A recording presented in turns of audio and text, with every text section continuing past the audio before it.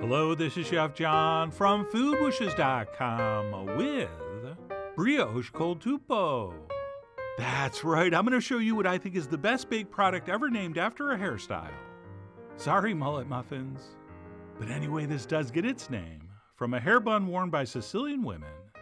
And besides being delicious and gorgeous, I've simplified and streamlined the recipe, so these are actually easy to make.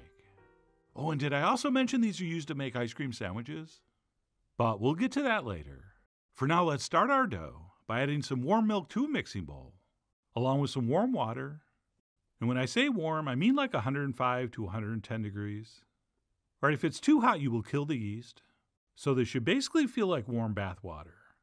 And then to this, we will add a little bit of honey.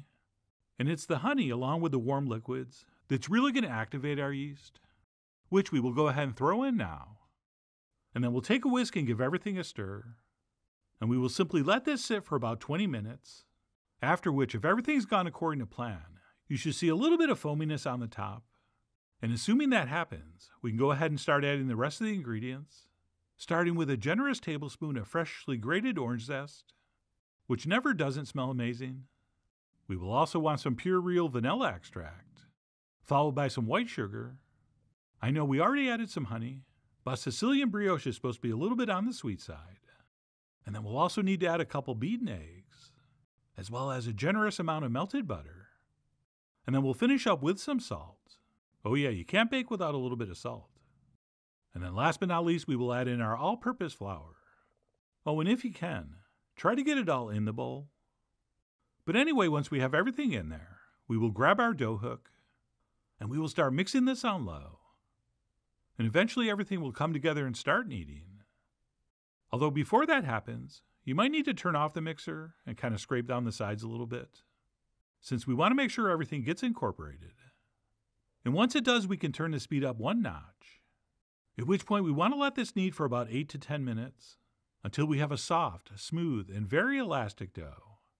And yes, you can absolutely do this by hand, but it's probably going to take about 15 minutes of kneading. So if at all possible, I try to find a stand mixer. And if you don't have one, I bet you know a friend who does, and I bet that friend would enjoy some Sicilian brioche. So you know what? You guys should get together. But anyway, I let mine knead for about 10 minutes, at which point it looked like this. And as usual, you're going to get a much better look at that as I take this off the stand and transfer it onto the counter, which I don't flour, since because of the butter in this dough, it's not really that sticky. And you know this has been kneaded long enough when you can pull the dough and it stretches without tearing. All right, you see that? So that was looking just about perfect. And then what we'll do is quickly form this back into a ball, and then we'll transfer it back into the mixing bowl that we've lightly buttered, and we will cover that. And then we'll let it rise in a warm spot for about 2 hours, or until it doubles in size. And whether that takes an hour and a half, or 2 hours, or 3 hours, when it's ready, it should look like this.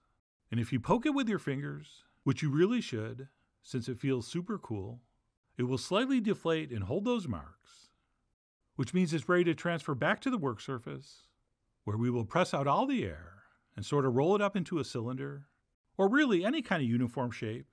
And the reason we do this, besides to degas it, is so that it's easier to cut into 8 equal pieces. And we can just do that by eye, but of course if we want them perfect, we'd use a digital scale. But either way, what we're after is 8 equal portions. And what we would usually do is take one of these portions and roll it around on the table under our palm to form a nice uniform smooth ball. And then we transfer that onto a baking sheet and let it proof. But because we have to make our little hair bun that goes on top, we need to cut off and separate about 15 to 20% of the dough. And what we'll do is set that small piece aside for now, and we will reshape the larger piece as per usual, again trying to achieve a nice smooth skin over the top. And once we do, we'll transfer that onto a Silpat lined baking sheet. And then we'll grab that small piece we're going to use for the tuppo, and we'll make sure that's formed into a nice smooth ball as well. And to make the next step easier, if you shape one end into a little bit of a point, like a cone shape, that will help during our next maneuver. Okay, so we'll do that with all 8 portions. And as you can see, we're using the old 2-1-2-1-2 alignment, which is the best way to space 8 buns on a pan. And then to finish the formation, We'll take a couple lightly floured fingertips, and we will press right in the middle of our bun and kind of stretch the dough out to create a nice deep well. And we really do want to get in there and get in there deep, because what we're doing next is taking the small ball of dough. And again, we're going to want to press one side so it's a little bit pointed, and we will place that down in, and then go around with our fingers to make sure it's nicely attached and hopefully perfectly centered, because if these are not centered, our buns will not bake up nice and straight. And I think what we're shooting for here is that exactly half that tuppo is above the surface of the bottom bun.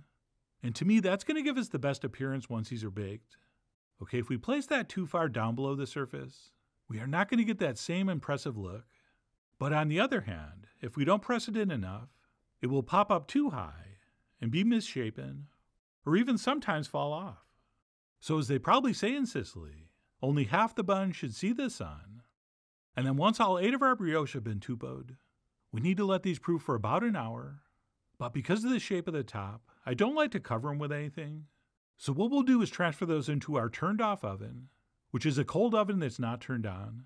And we will let them safely proof in there for, like I said, about an hour, or until they're doubled in size and hopefully look like this. Oh yeah, those do look good, but wait until you see them baked. But before these go in the oven, we will want to very gently brush them with an egg wash, which is usually an egg beaten with a couple teaspoons of water, and that will work. But for Sicilian brioche, we like to use milk and egg instead, which is going to give these a little bit of a shinier finish. But anyway, you decide. I mean, you are after all the capo of what you brush on the topo.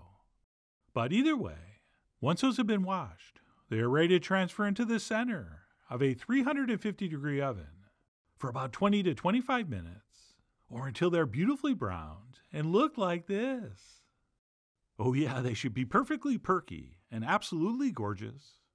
And then what we should do is let these cool on the pan for about 5 to 10 minutes before we remove them and transfer them onto a cooling rack to finish cooling all the way down to room temp.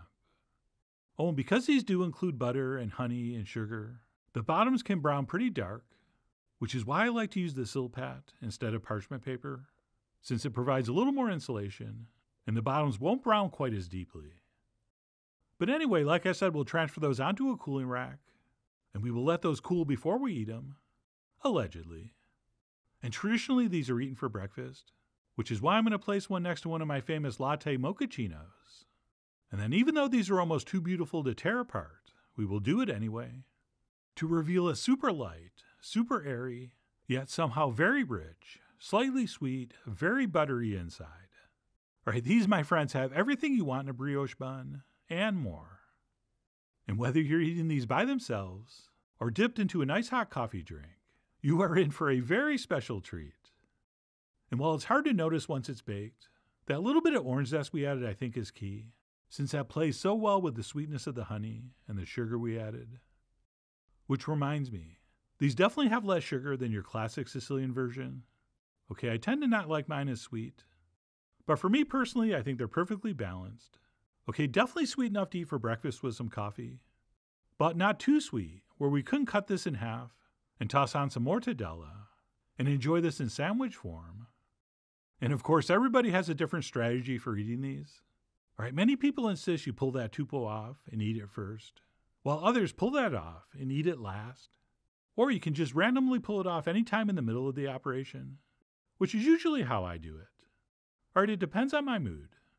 But the good news is, there is no wrong way to eat this. Oh, and speaking of ways to eat these, our Sicilian friends like to split these open and stuff them with ice cream, or gelato, or most authentically, stuff with an almond granita. And yes, sometimes they have them for breakfast, like I'm doing here, using of course some coffee gelato. And while nothing like the ice cream sandwiches you're used to, it really is quite extraordinary and highly recommended.